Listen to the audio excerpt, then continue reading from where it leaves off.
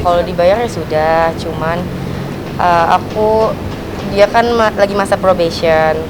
Maksud aku kalau misalnya sudah berhenti kerja, pamit dengan baik-baik gitu loh, bukan sekedar tiba-tiba besok sudah tidak ada, padahal besok aku ada pekerjaan lagi kan, harus ada kameramen.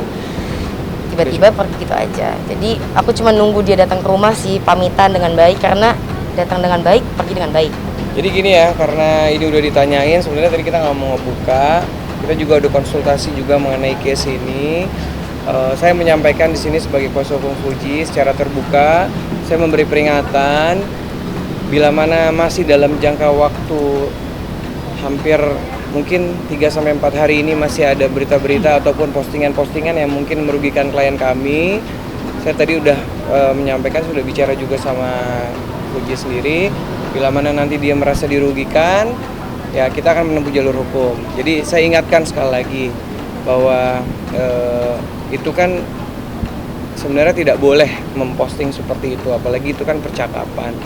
Bila mana memang ada nanti unsur pidananya, kita akan melaporkan. Pesan aku, mungkin aku cuma mau minta maaf ya kalau misalnya aku ada salah.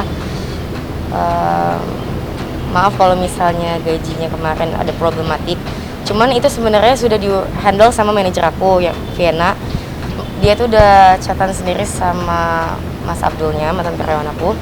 Kalau misalnya mau alter ya datang aja ke rumah, pamitan. Sebenarnya kayak gitu aja sih. Sesimpel itu aja sih sebenarnya. Berarti Fuji membuka pintu ya berarti ya? Bukan membuka pintu sih, aku cuma main minta maaf kalau misalnya ada hal yang tidak mengenakan hati. Mungkin dari perkataanku, perbuatanku, aku minta maaf. Ya, hari ini ada pemeriksaan tambahan terhadap klien kami dan juga ada beberapa bukti yang sudah kita sampaikan. Tadi juga kami mendapat informasi bahwa per mulai hari ini kita sudah mendapat surat tadi bahwa kasusnya yang kemarin dalam proses penyelidikan hari ini sudah naik ke tahap penyidikan. Jadi dalam proses penyidikan nanti saksi-saksi yang pernah kita hadirkan dalam proses pemeriksaan sebelumnya akan kita hadirkan, dan juga berikut bukti-bukti asli yang dari pada saat penyelidikan itu kita masih memberikan kopi dan ataupun masih bentuknya capturean. Nanti untuk berikutnya dalam proses penyidikan kita akan siapkan yang aslinya. Tadi sudah disampaikan juga ke Kak Fuji, nanti setelah beliau pulang dari ada pekerjaan di luar kota, akan kita lengkapi untuk bukti-bukti dan juga saksi-saksi yang diminta untuk keterangan lebih lanjut dalam proses penyidikan. Aku nggak tahu, aku cuma minta keadilan aja sih. Sama aku mau berterima kasih sama pihak kepolisian karena sudah mengurus masalah kasus aku dengan baik. Dari awal pertama kali kita buat laporan, kita udah menyerahkan ke pihak kepolisian. Jadi kan sudah juga pernah ada komunikasi untuk ketemu, tapi sampai terakhir kita bikin laporan belum sempat ketemu, belum ada penyelesaian. Karena kita sudah serahkan semuanya ke pihak kepolisian, berarti kan prosesnya berjalan, kita tinggal ngikutin proses hukum aja yang sudah kita laporkan. Tapi udah diperiksa juga nggak sih Pak? Manajernya?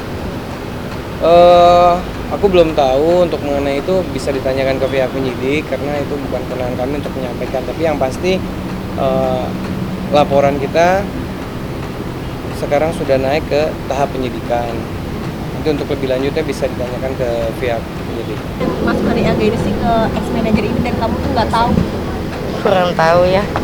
Itu aku Nanti serahkan biar kepada diaudit. pihak kepolisian. Stresnya sampai sekarang sampai trauma dikit ya, kayak susah percaya sama orang jadinya. Gitu. Jadi lebih hati-hati milih manajer nggak sih?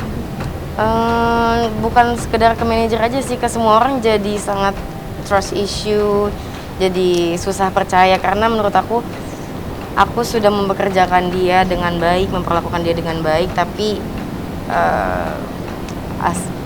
gitu deh, perlakuan dia nggak sesuai dengan apa yang aku kasih ke dia gitu loh. Jadi ada memberikan rasa trauma, jadi trust issue ke banyak orang. Banyak kontrak nggak jadi. Jadi setelah dia udah nggak kerja sama aku, banyak, maksudnya akses dari brand klien ke aku tuh lebih gampang karena nggak dihalang-halangi lagi kan. Di situ aku kan ngobrol, di situ klien ngejelasin lah kalau misalnya sebenarnya dia udah hubungin aku dari tahun lalu, cuman nggak pernah dibales atau enggak kayak tiba-tiba kontraknya ditolak. Maksud aku kan rezeki sebenarnya nggak boleh ditolak gak sih gitu. Bahkan aku tuh nggak tahu ada tawaran itu. Aku juga nggak tahu sih ya Kak, sebenarnya kalau misalnya diinget-inget lagi masih sakit ya rasanya digituin sama orang yang menurut aku paling deket. Gimana aku cerita dulu, menurut aku kita deket banget ya. Sampai sekarang masih rasa trauma sih, jadi aku belum ada rasa kayak tenang gitu, belum ada. Kalau diinget-inget masih sakit. Makanya aku sekarang menyibukkan diri dengan cara kerja, jalan-jalan, main sama teman, biar lupa aja gitu loh. Suka nangis sendiri kan Fuji dengan kasus ini seperti apa? Lumayan, makanya sekarang aku paling males di rumah sendiri. Makanya aku sering keluar. Cukup mengganggu pekerjaan sih Kak, apalagi kan nama aku juga nggak bagus di mata agensi, klien, brand, karena kesalahan yang bahkan aku tuh nggak tahu, pembayaran yang nggak tahu kemana, chat dibalas lama aku nggak tahu gitu loh. Aku nggak punya kontak langsung sama klien, tapi kliennya ngira aku sibuk banget lah gitu loh. Nggak enak aja sih nama aku jadi jelek kemana-mana, tapi yang buat orang lain. Dari dulu aku tegas sih Mas. Cuman ya kalau misalnya lagi nggak kerja ya aku santai, bisa ngobrol, bisa cerita.